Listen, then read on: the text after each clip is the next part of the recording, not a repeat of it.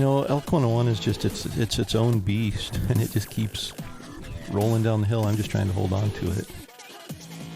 And I can remember I was on this rocky ridge, and all of a sudden, right there in front of me, a desert ram appeared. I'd really never seen one before.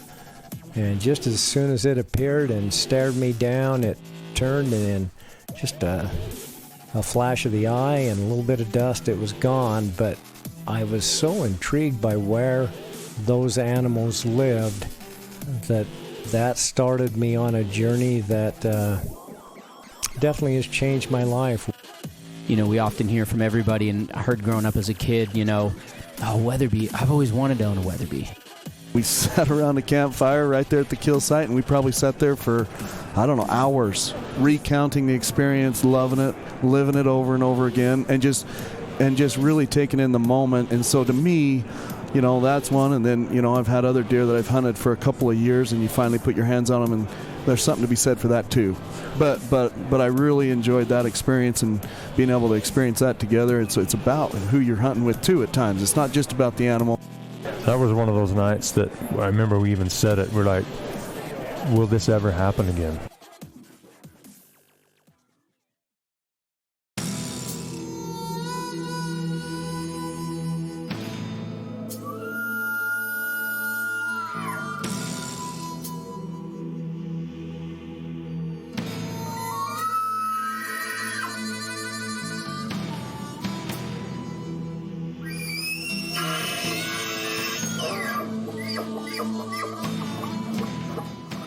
Welcome to the RNA Outdoors podcast, fueled by Ripcord Arrow Rest and First Light Hunting Apparel.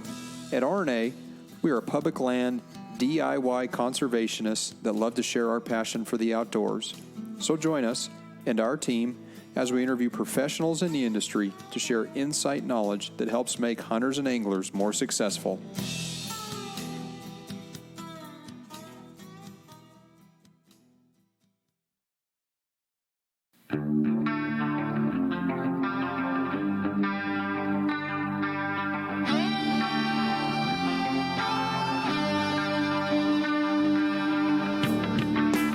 Hey listeners, subscribers, and fellow outdoorsmen and women.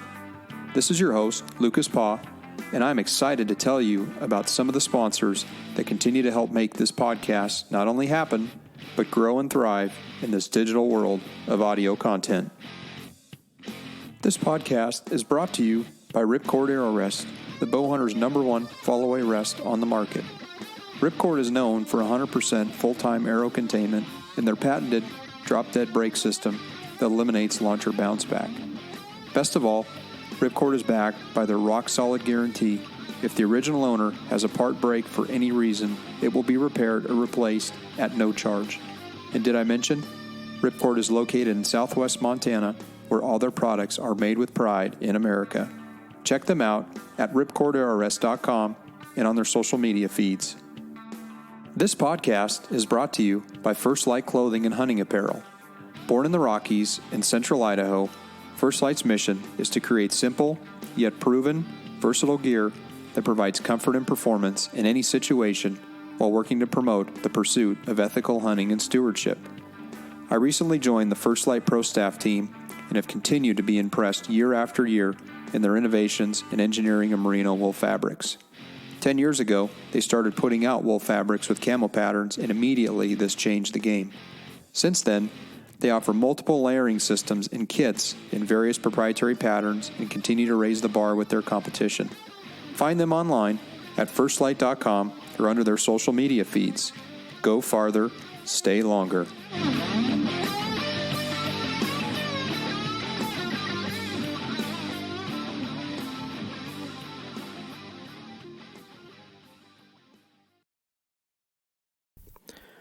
Okay. All right. Well, happy Thanksgiving, Jason. Happy Black Friday, Lucas. I guess it is Black Friday, huh? Yeah. Oh, man. Turkey Day came and went, and we ate candy ham. It was actually or was that ham candy? It should have been ham day. Ham day. I love ham. No, it was good. It was nice to, I would say not travel, but I won't even get into that. But yeah, we won't talk about your 7-hour round trip to nowhere. Oh, man. Weather. Gotta love weather. To all Normally- Lucas's followers that were expecting him to be somewhere on Thanksgiving, it is true that he was not able to make it to that location. Unfortunately, the weather just, you never thought weather in California would be bad, but it was not good. So, anyway. We're going to Jason and recap I- a little Covelo action, eh? Yeah, so we thought we would come back to El's studio here, back in the man cave, and thought we'd just sit down and kind of recap from our last, I guess it'd be like 5 days on our Covelo hunt, where we were in Northern California chasing some good deer and saw some really good bucks. And I think you'll catch in our part 1 episode, we were with Rick, who we introduced through the A to Z Foundation, one of your friends, Jason, who kind of put us onto some good deer in the first part of our hunt, and then he had to head back home. So we hunted starting, I think, November 19th, which was a Tuesday afternoon, and went up, and I actually set up a camp. So we left Rick's place, and I went back up to kind of where we had done a lot of scouting previously, and set up a camp. You had to run into town, get some fuel, and grab a couple things. And that evening we connected, and we had gone in, and we kind of continued to hunt most of the areas that we'd either scouted or we had been in previously, and really areas where we had seen deer and seen bucks. But the problem that I know you and I had talked about is the deer would show up, and it was like 20 minutes before shooting light at the end of the day.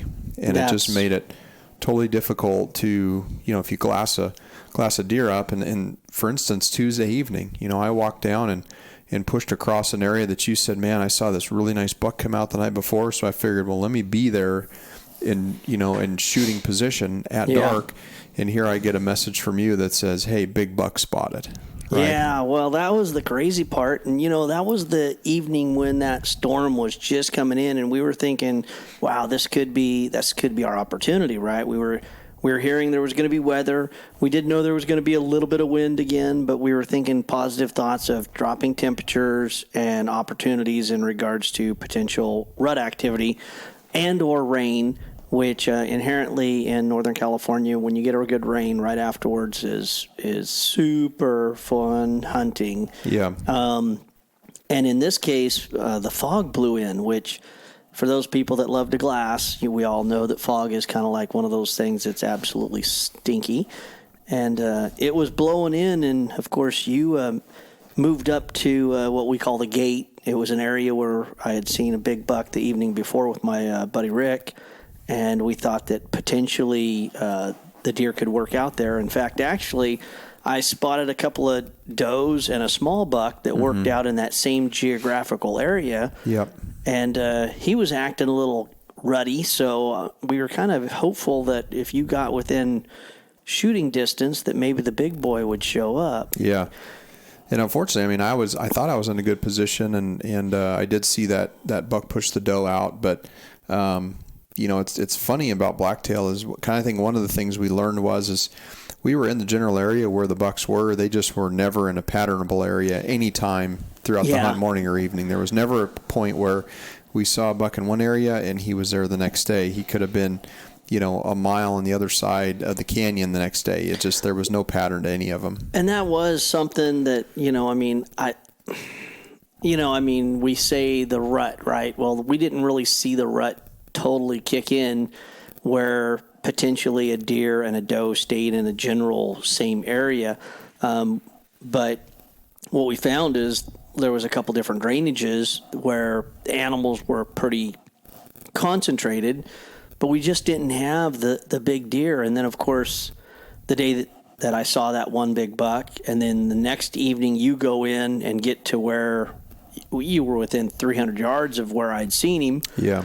And then, of course, the fog rolls in, and I look down below me, which was probably, 700 yards below me, and about probably, a couple thousand yards from you.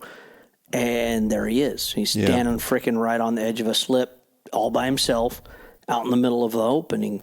And, for those guys that have never seen, a true Boone and Crockett blacktail buck, this was one of those moments which after 30 years of hunting, I think I've probably up until this trip had seen 3. And now all of a sudden here, on this trip, I think we figured out we saw probably about 5 total. 5 good mature age class bucks. But once again, I saw this buck. Now this is 2 evenings in a row, and I'm thinking, okay, he's right here. Sooner or later he's going to pick up a lady, and we're going to be able to hunt him. And then, how many days did we spend in there? 4, 5? Yeah, at least. And we never did see him again. I mean, magical disappearing act. It's one of those moments where I look back and Lucas is much more aggressive in his hunting tactic. Of course, and he could also run straight up a hill without any problem, and I'm a little fatter and older and slower and all those things. But at the same time, I look back now and go, man, if I'd have known that was going to be the last time I saw him, I should have, even though I only had 20 minutes of daylight, I should have just freaking bailed off the mountain, run down there and just seen if he allowed me to get close enough to him to send an arrow. And instead, I looked at him until he dropped into this wash, and then I could never pick him back out. But we did find out the washes are a little different there too, huh, Lucas? Oh, man. So, so anytime you'd point and be like, okay, we just got to get over to that ridge right there. And so the last few days, we would drop in to this big drainage, and you'd go walk across these washes, and it was incredible. I mean, how steep, how dense the vegetation was around those, and then also just the amount of deadfall and the rocks in there made it pretty intricate to get in and out of some of those switchbacks.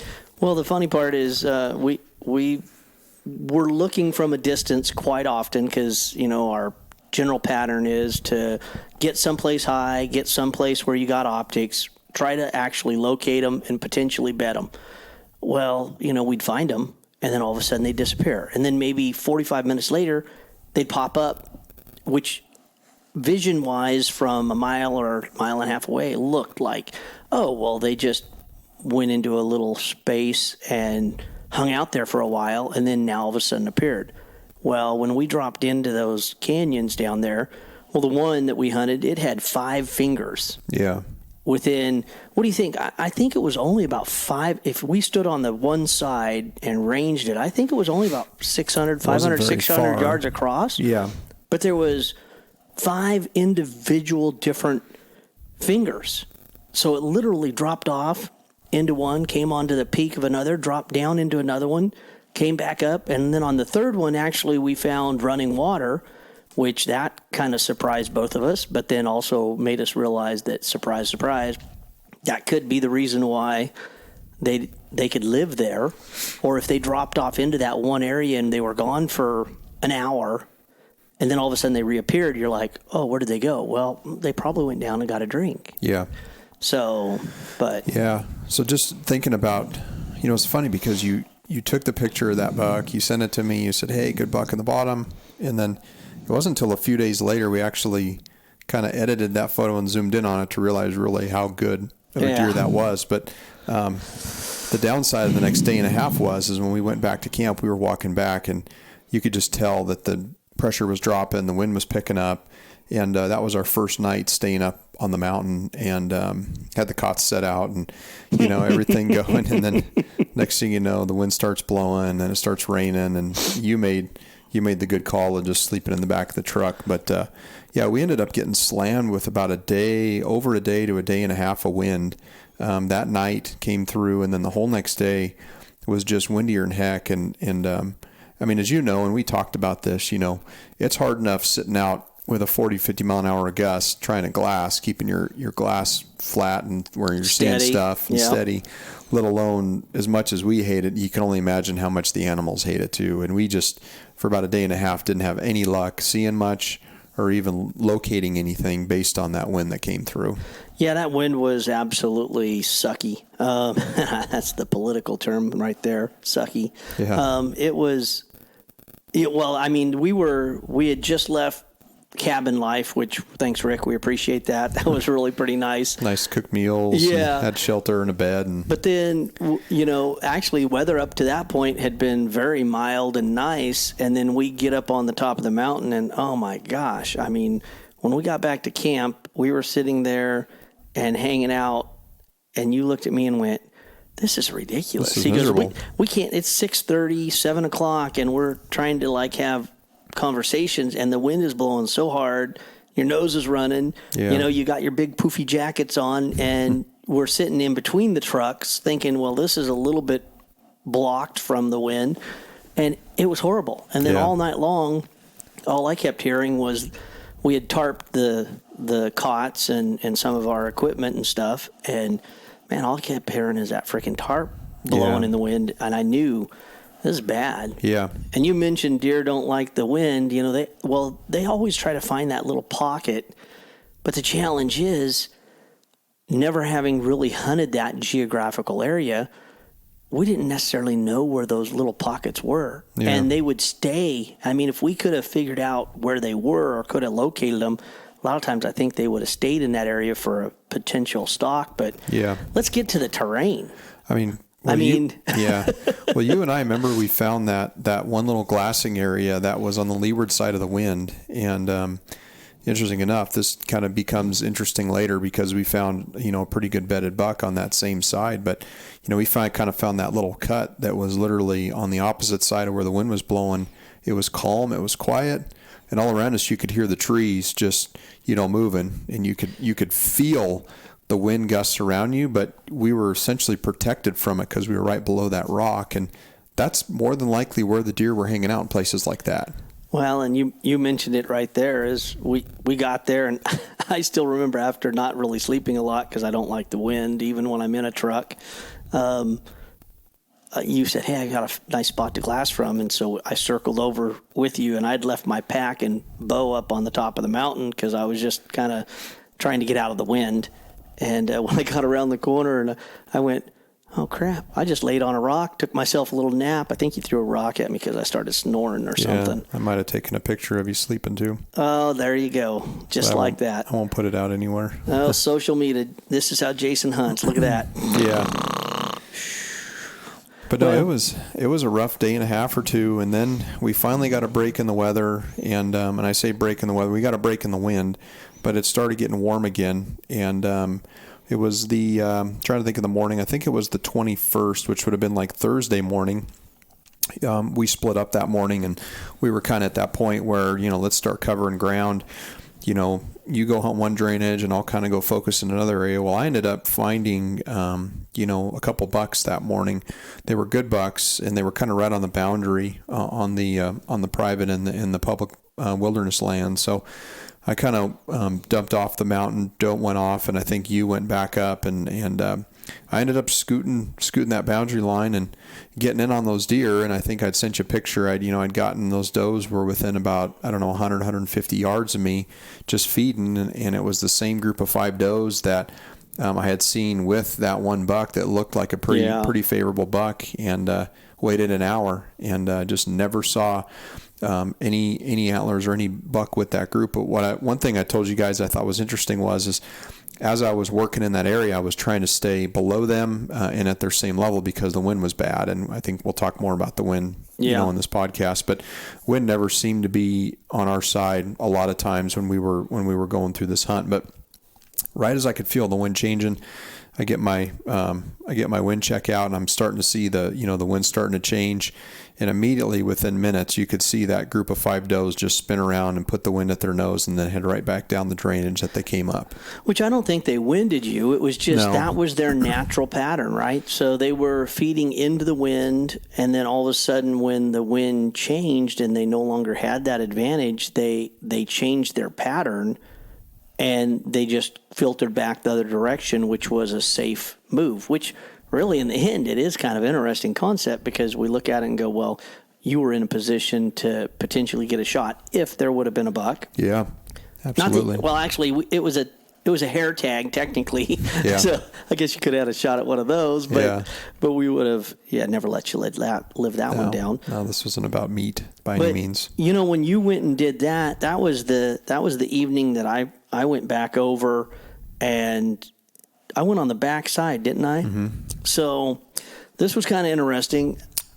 Yeah, you had gone to an area that you had scouted previously and thought was an area you wanted to focus on. I as a kid growing up, wherever the loggers logged and wherever there was a burn. So a lot of times they'd log and then burn an area.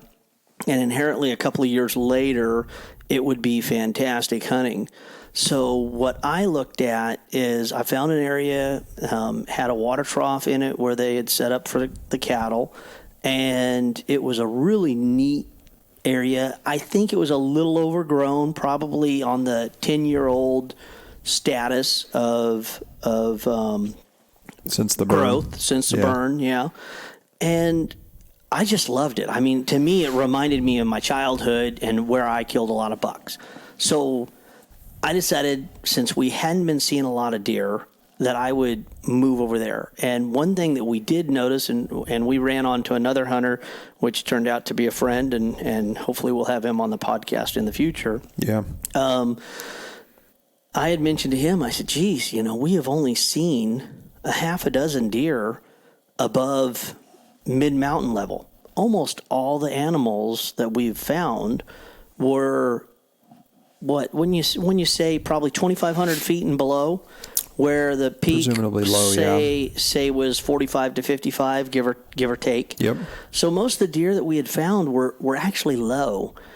But we did find a few that were up high, and when the weather changed, my mental thought process was, hey, some of these deer may come out into these places. So I dropped on the opposite side of the mountain, which was the shady side or eastern slopes, and went into this burn area. I just decided for myself that I was going to hit one of my cat trails and just basically slow hunt it all the way down, looking for sign and tracks. And then maybe I'd try rattling, which, that's kind of another story that's coming up here.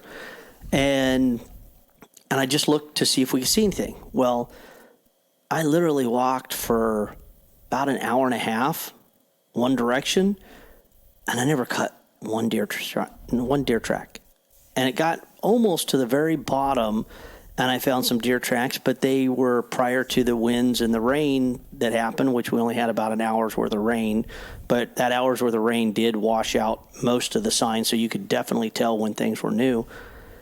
And it was miserable. I stopped. I found a couple of really great spots that had a couple of pinch points in them, and I rattled just to see if anything would show itself.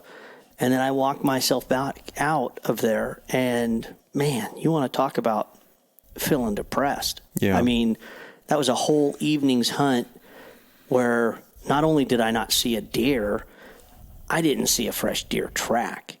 And that really solidified for me that the animals that we were looking to hunt were basically under that 2,500 foot level, elevation wise, and more concentrated low.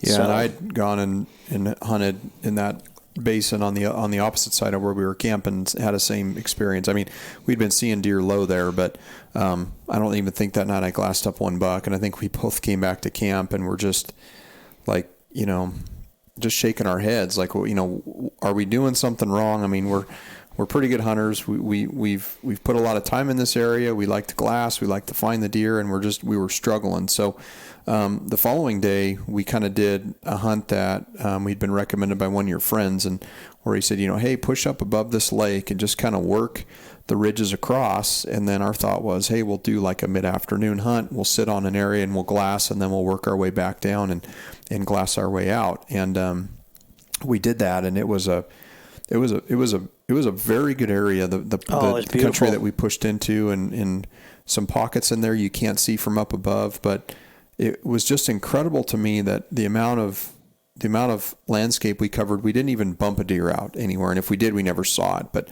we hardly saw any deer that whole afternoon. And it, well, that was kind of the silly part. I mean, it was, well, one, we looked at it and went, oh, well, this is going to be an easy push. We'll be over there by XYZ. Point, wash here. And it took us twice as long because, of course, back to that, Northern California up and down thing. Yeah. Literally, we got into a couple positions where literally we had to drop all the way to the bottom of a wash, cross the drainage, go all the way back up, and then drop all the way back down into another drainage and all the way back up to get to a point that we thought we would be able to watch most of the stuff. And I do feel that we were pressing it on time.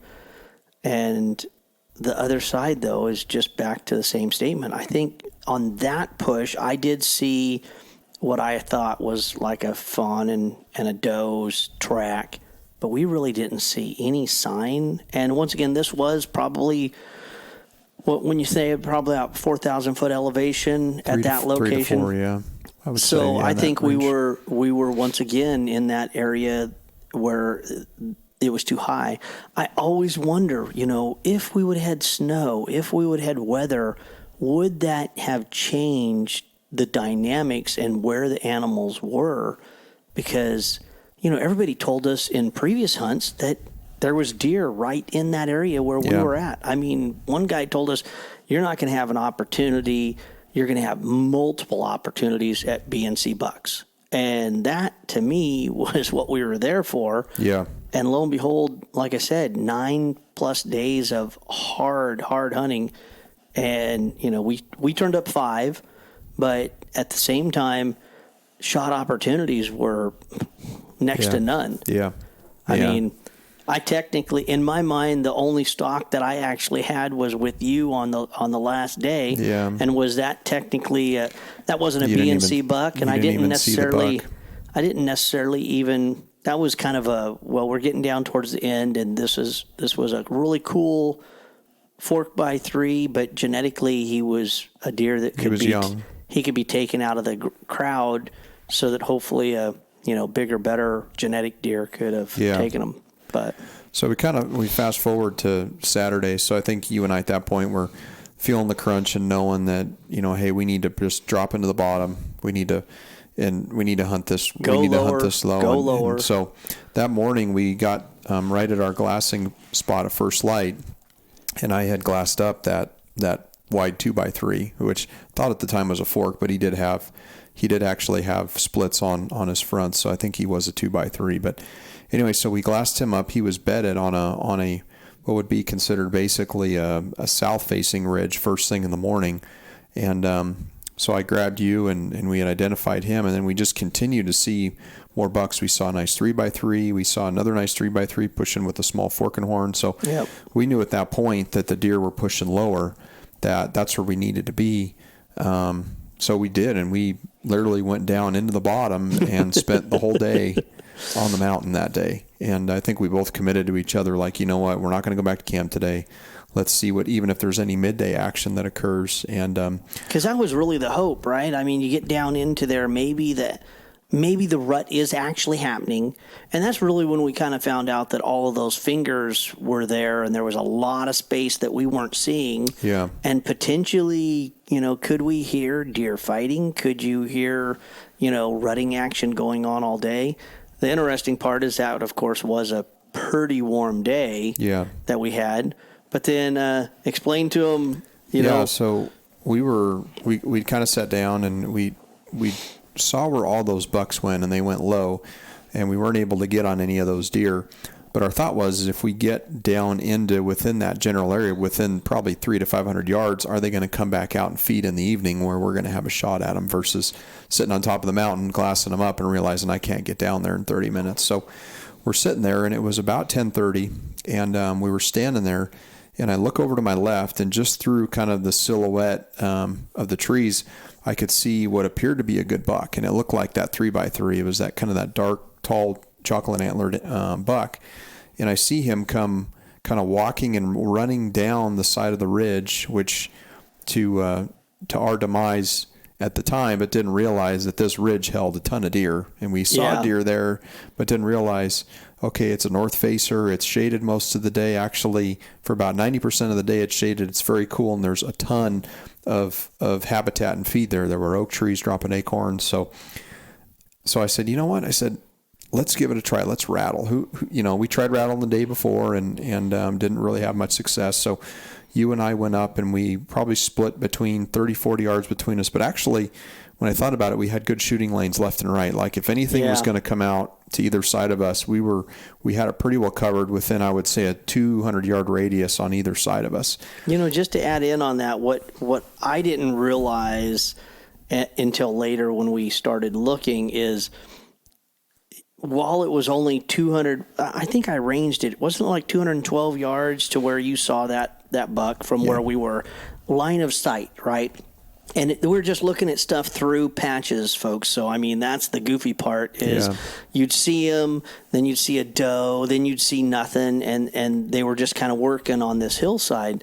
But what I didn't realize, and maybe you did, is that really while it wasn't steep or crazy, it was, 150 yards down to the bottom and then 250 yards up to where they were. Yeah. But line of sight was only like 212 yards. Straight across, so there was so much more space in between where we were and where he was that I was kind of blown away later when we did that push and walked around there. I was like, man, these guys could have hung out here all day while we were line of sight only a couple hundred yards away from them. Yeah. They could have been there, and we couldn't see them because of the tree cover and foliage. But, So I thought, well, you know what? This buck's moving around at 10:30 in the morning, so he's still active. He's moving around. So I said, let's try to rattle. So we got set up, and I took the rattle sheds out, and I just started rattling for couple different scenarios. I think three different times.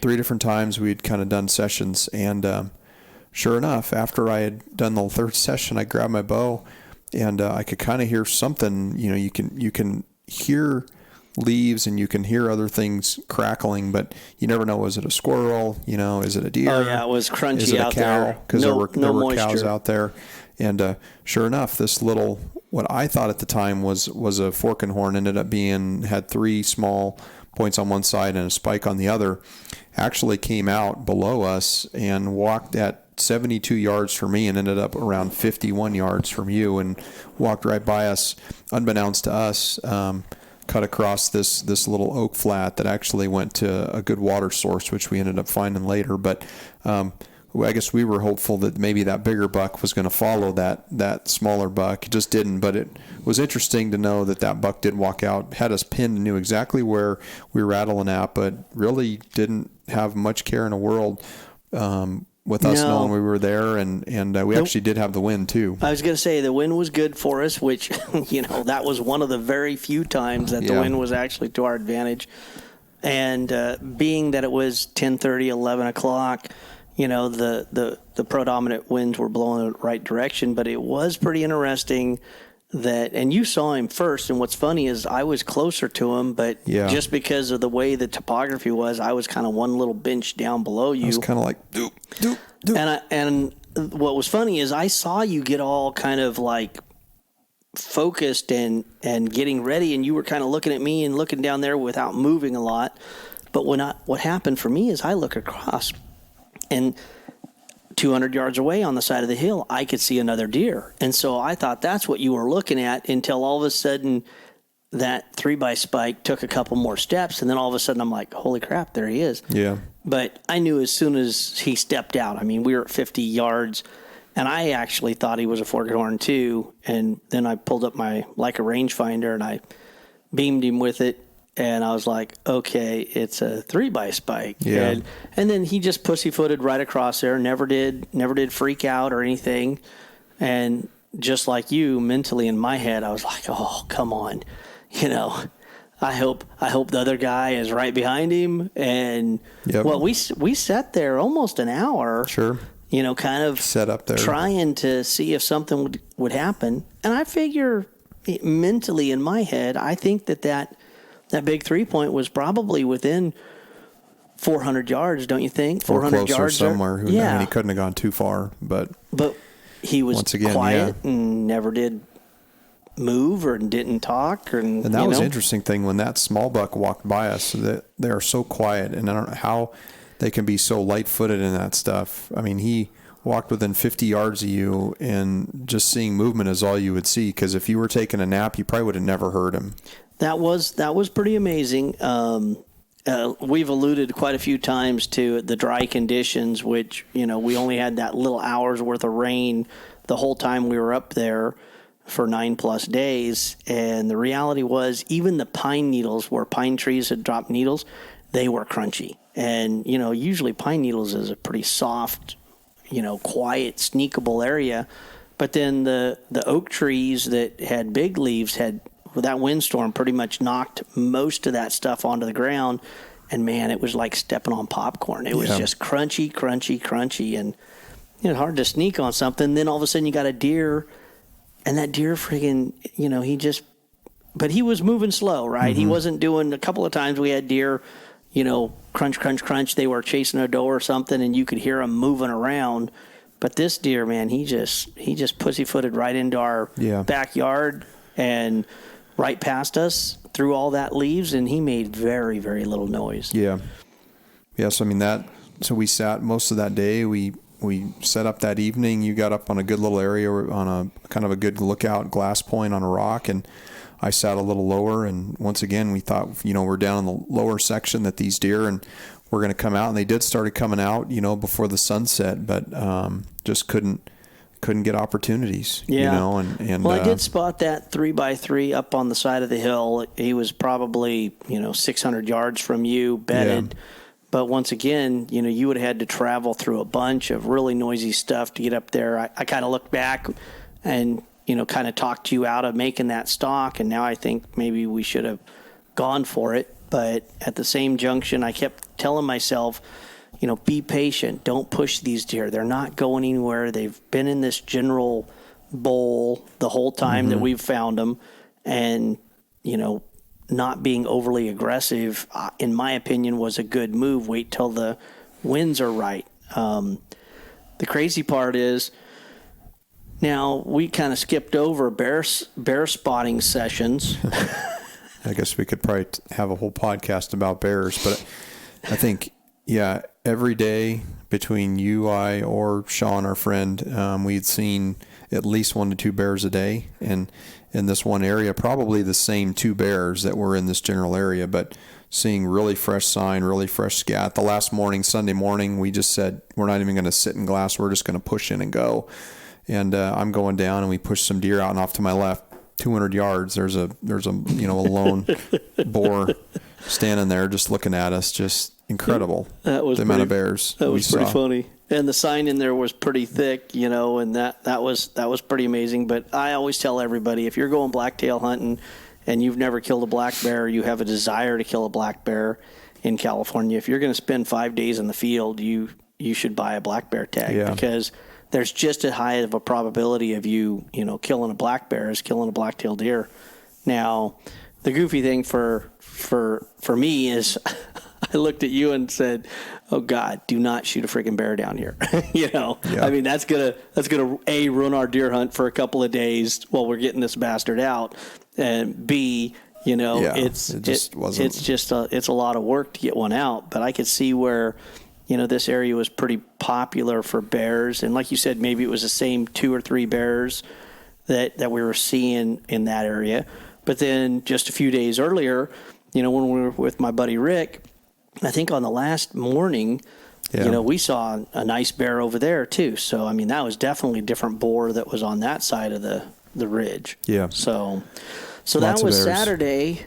And then actually Saturday evening on our, that was the 3-point that I saw that you were right below. Mm-hmm. But on the push out, I pushed out a bear on the way out. Yeah, that's what I was thinking. Yeah, on the lower section, which Sunday morning I saw him within a few hundred yards of that same spot where he was. And we saw Simon. We saw fresh tracks. Remember, we were coming out just off that ridgeline road, and there was fresh tracks there on the road.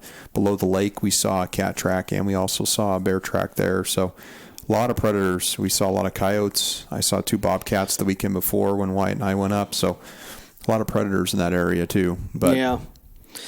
Anyway. Well, that brings us to Sunday, which was kind of the last day, the last ditch effort, and we piled back into that same area again, and you went all the way over to that dark ridge, and then you know what? We found the big 4x3 and the big 3-point down in the very, very bottom. Yeah, and pushing we does. were already in the bottom, and then we bailed off to the further part of the bottom. We hadn't been to yet. You know, and then I found that 3-point shed, and you found another shed, which told us that most people don't go all the way down in there because They probably would have picked these up by now. Yeah, The one I found was right on a trail, so. Yeah, well, I left mine right on the trail. I picked it up to show you, and then you took off and went high looking for more deer. And I looked at that shed, and I thought, you know, if it was brown, I probably would have packed it out, but it was white. And I thought the only thing I'd do is let my dog chew on it. So Yeah. I put it in the middle of the trail, so the next person that actually walks down there is going to be like, oh my God, this deer shed his horn right here in the middle of the trail. Yeah, it's probably smart. But no, that morning we got pretty close. I mean, we worked. Again, wind was not on our side. So as the current's pushing down, we tried to stay off to the lower right of these deer because they were to our upper left. Had we gone above them, I think they would have winded us from the start. But we did get lower, and we did see the group of does, and I did catch the wide fork 2x3 push a doe down into the bottom, which, you know, I looked at you, I said, hey, there's your buck. I said, you know, pop up here, and he might, who knows, he could come running up the trail. We know wherever a hot doe is going to take him, and 112 yards. That was didn't get that opportunity. That was the range to the little buck that was in the group that was scooting around there. Yeah. And those deer were a little closer, but man, there was that, you know, just the topography once again down there was, you got down there where all the drainage just kind of met, and it just, the wind was totally inconsistent and it was swirly. And while I don't think that they really freaked out, because I don't think they ever really knew what we were, it was miserable. Yeah, it was tough. So, yeah, I mean, the morning went by, and I went up, and I actually pushed up on top of the ridge that we'd been seeing a lot of deer on, and jumped multiple bucks, got into a pretty good 3x3 that was a deep fork that just had little crabs on the front. It was a kind of a reverse 3x3, and he was pushing does, and, you know, had him within about 120 yards, just couldn't get the right shot. And in even hindsight, thinking about that deer really wasn't, you know, the deer we were there to shoot either. So, we both determined that, you know, we could have killed a buck. That wasn't the point here. The point here was to shoot something bigger than we had ever killed as a blacktail. And the opportunity just never did for me. I mean, you got really close. You actually drew your bow at one point on that big 3x3. But, I mean, I never even got to a position, except for setting the block out and sending a couple arrows just to make sure that I was feeling good. Yeah. To even draw my bow back. Yeah. You know, which is a bummer. I did knock an arrow the last couple of days, but that was that was it. Yeah. So, that part of it was a bummer. And I guess when I look back and reflect on that whole hunt, because I did my harvest information this morning, which was a big no. I didn't harvest, but I did hunt. But, you know, I would do this hunt again in a heartbeat, knowing obviously what we know now. And as you say, hindsight's always perfect vision. But, you know, if we had the tag again and we would go in there, I think we would spend less time bouncing and probably focus more in certain areas where we think we could probably get on a buck, you know, but again, you know, we could draw the tag in 3 more years and we could have snow on the ground, you know, which is what everyone tells you. That's a migrational area, and typically that's what happens is you get weather, and that becomes a very favorable hunt at that point. But anyway, we didn't get the weather, and unfortunately, you know, even with the weather not on our side, you still got to tag, you still got to hunt, right? And Mother Nature's going to give you one hand, and if that's all you're going to, you know, say, well, I can't do this because of the weather, then that's on you, because there were still deer out. We talked about this earlier. I mean, basically on the opening weekend of the season, the moon was just about full, right? And the last couple of days of our season, the moon was almost gone. And the interesting part is you saw heavier rutting activity in the very beginning than we did at the very end. And then we talk about, well, we didn't have any choice on whether or not it was 80 degrees on opening weekend, or having those windstorms in the middle, or having mild temperatures all throughout. Everybody told us, oh man, you guys are, even the fish and game officer said, oh man, sometimes we have to get out of our Shoo 'em truck off the road. and shoo them off the dadgum road so, they don't get poached or something like that. And here we're going, shoo them off the road. I mean, the only deer that we saw on the road was like in the middle of the night when we were coming out after having stayed in the very bottom way too dadgum late, and not getting out on time or getting out 2 hours behind schedule. And we put our time in. But yeah, I reflect back because my wife's like, oh man, when I came home, I was fried, right? And I maybe made a couple comments like, I'm just wore out, tired, and I'm, it was rough. Slight bit of frustration, yeah, slight bit of frustration. And my old saying was, if you have enough days, then you should be able to be successful, right? We had plenty of days, but by day 7, especially since we were in the middle on day 6, we were in the middle of that windstorm. I was mentally and physically fried, and it took an extra wind to get to the end of the 9-10 days that we ran. But what's interesting is I look back now and go, well, I did see 5 booner bucks, right? And I think in my previous 30 years of blacktail hunting, maybe I've seen 3 total on the hoof alive. So I kind of look back and go, wow, I mean, numbers-wise, holy cow, we went from 30 years and seeing 3 to 5 in 9-10 days. That's a pretty amazing thing, even though some of them weren't in a huntable position, and others that we never got a stock opportunity. That's still pretty incredible numbers, right? And what would have happened if we would have actually had, conducive weather, and if we would have had everything that we wanted? Could have been like the last few days where we were, I wouldn't say covered up in bucks, but we were covered up in deer. We had deer all around us, and we were getting in on them. We just didn't have, the right opportunity. Yeah. But of course, once again, it'll be nice to get that chance sometime to try this again. And, like I said, my wife's like, oh, well, you'll never do that again. And I'm like, oh, actually, kind of sick-wise, I'm thinking that maybe that is the hunt that I'm going to try to do again. Revenge. Never give up, gotta give it another whirl. Yeah. And you and I both were talking also, it's going to be really interesting to see what the success rate was, right? We ran onto one guy that had been there since opening day, and it was middle of the second week. He had been there 8-9 days, I think. It was Monday or Tuesday, yeah, we saw him. He had passed on a few smaller bucks, and he basically said, a forked-horn better not run across the road in front of me. He goes, because I'm liable to shoot it. And then he left and said he was going to come back the last weekend, but, who knows if that happened. And then we ran on to Sean, a new friend of ours, which hopefully we'll have on the podcast in the near future. And, he had hunted the opening weekend, came back for the last, and towards the end, he was actually camping with us and basically saying, geez, oh, criminy, this is pretty hardcore. Yeah. He actually had one opportunity where some deer were pushing close to him, which was a buck that he said that's what he came for. And he said the doe walked right out in front of him at 40 yards. He thought, oh, the buck's going to do that exact same thing.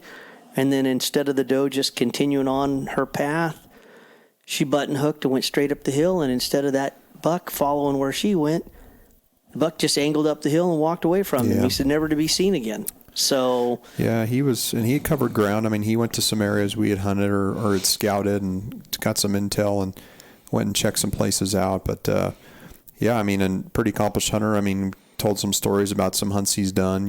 Clearly he's been there, done that, and a guy who works for a good company, Kuyu, who makes good gear and some of the best. And he was kind of struggling too. And on the last day, I think I had mentioned talking to him about doing a hunt, and he packed up and left after the morning as well as you did, and I stayed and couldn't not give it one last high school effort on the last evening Sunday, and I dropped into the same area. Didn't even bring a pack. I just threw my bow on my back, and I went down, and I ended up turning up the 1 3x3 that definitely was interesting to me, and I ran out of time. Just another one of those issues where he went off on a finger to the right that we had kind of glassed previously. Actually, you'd been on that finger prior, and actually the one finger over, and I followed him down. And he went off to the bottom right. I followed him down, even went farther than where we went that morning. That's crazy. Never saw him, which was interesting because he was going down versus most of the deer were coming out in the evenings. But which is weird because when you told me that, I was just kind of floored because, of course, I was actually driving on the way home trying to get back and get all my stuff taken care of. But that was just insane that deer was actually higher going down when you were coming back in. And then you also mentioned, once again, I don't know if it was the same bear, but you jumped a bear down in the bottom too. Yeah. So, but that, at least you gave it the last college ditch effort, and mentally I wanted to stay, but physically I was thinking going back down in that hole again was just not on my list of want to do's. Sure. Especially since the deer that we were chasing down in there were nice deer, but I was really hoping that maybe we would turn up that big buck again. Every time we went in there, that's all I thought about is, okay, I know we're coming down here, we're looking for these other 2 deer, but maybe, just maybe, that other deer is here somewhere. Yeah. And maybe we'll be dumb lucky enough to see him perched underneath a tree somewhere. So... But didn't happen, but that didn't happen. And as I was walking out that afternoon, and you pulled out the old camera, and I'm like, okay, that's it, last ditch effort. We put some miles on. I think I wear one of these silly Fitbits, and I think it gave me my best 7-day run that I've ever had on with one of these things on. So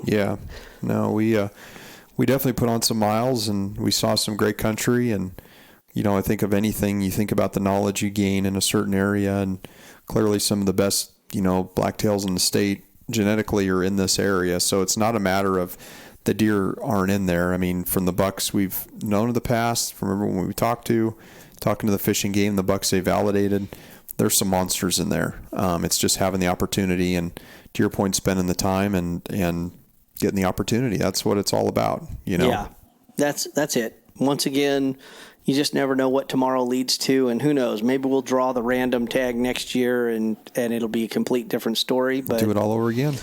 That's all we'd have to do. So anyway, it was fun. It was fun. I had a good time. It was good. I will say that we ate good. Yeah, we did eat good. Halibut one night. Elk steaks one night, mule deer backstab one night, elk spaghetti another night. Yeah, some blacktail stew. Oh, that blacktail stew was pretty yummy. Yeah, taco night was pretty good too. We ate well. So, but I know when you're around, it's about eating. So. Hey, listen, T-bones and baked potatoes on the top of the mountain. We should ask Sean what he thinks about that. Yeah, that was a pretty good meal too. Everybody on here is going, sheesh, we need to go with him. I'm thinking, sheesh, we need to get John McGannon to take us. Yeah. No, maybe we need to draw the tag, invite John McGannon, and then he could stay in camp. Cook. John, I hope you're not listening to this because you're probably like, oh, those bastards. No wonder they invited me to camp. John was invited, but special thanks. I think thanks goes out to Rick, for spending a couple days with us and giving us some intel, helping us out, and ultimately, Rick, I think, he's somewhat of a local there, so he knows kind of what to expect, and was definitely a resource. And then it was neat meeting Sean and spending some time with him at camp and breaking bread. Was cool. And we ran onto some other folks, during the course of the hunt, but I think it was just fun when you meet people like that. They're people that you want to hunt again, hunt with again, you want to share another camp with and hear more stories, especially a guy like Sean who, basically started with Kuyu when it started and very beginning. Knew Jason for many years, went to college with him. So a lot of stories and a lot of knowledge there with him. So, just a lot of fun. And yeah, we'll have to figure out when we're going to do this again. But, Absolutely. 2019's winding down, man. Dude. It's almost December and Waited all year for this tag and crazy. We're at the end of the year. Got too tired to pull it off. Yeah. Well, no, we just didn't have that right opportunity. Yeah. So next time, I guess that's the reason they call it hunting, for all those people that say, "Oh, well, you guys are trophy hunters." Yeah, well, we are. We've been hunting long enough that we're looking for some top of the notch animals and wanting that opportunity and challenge ourselves to try to harvest the biggest animal that we can. Yep. Absolutely. And next time around, hopefully we'll be a little bit more successful. Yeah. So what do we got to look forward to? I guess we got some trade shows coming up. We're going to probably hit those in 2020.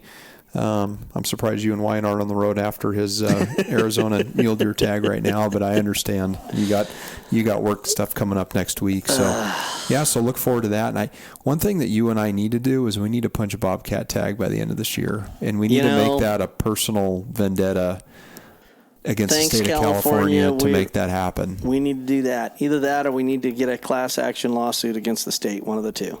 So, yeah, I think at some point this weekend you and I need to go take a drive and see if we can't go find a bobcat. But anyway, but no, I appreciate it.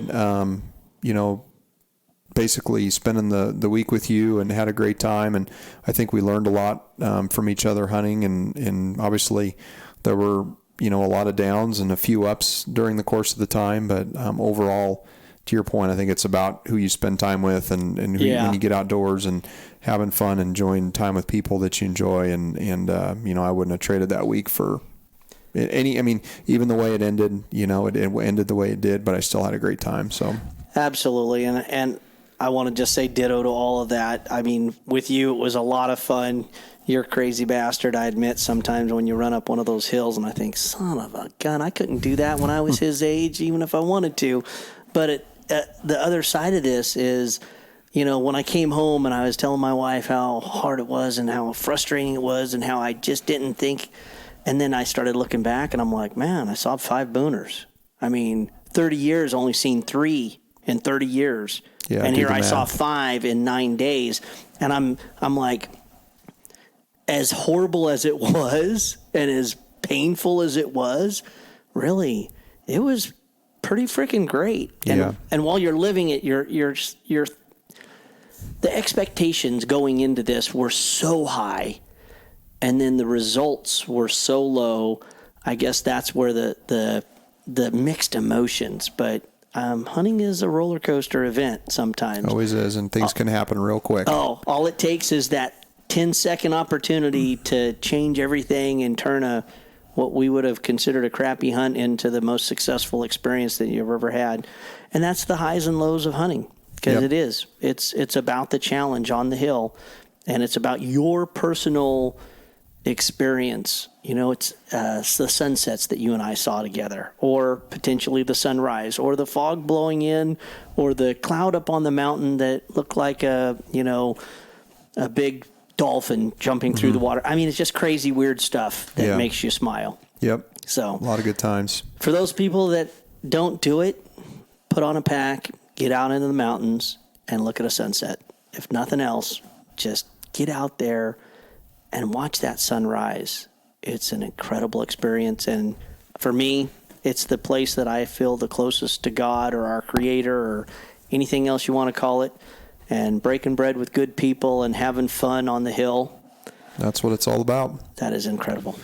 All right, man. Okay, we'll have to do a wrap up on the air, but this was just a attempt to kind of gather our thoughts and wrap up our blacktail hunt. And 2020 is upon us, and closing out 2019. Crazy to think the year is almost over, but It's been a good year, and look forward to what we got going in 2020. So. Anyway. Until the next time. Thanks, man. Happy holidays, and hopefully we'll get on again. If we don't, it's been good. It has been. It'll get better. No complaints. Always does. That's true. And if you can complain, who's going to listen anyway? So not many, that's for sure. All right, man. Wrap it up.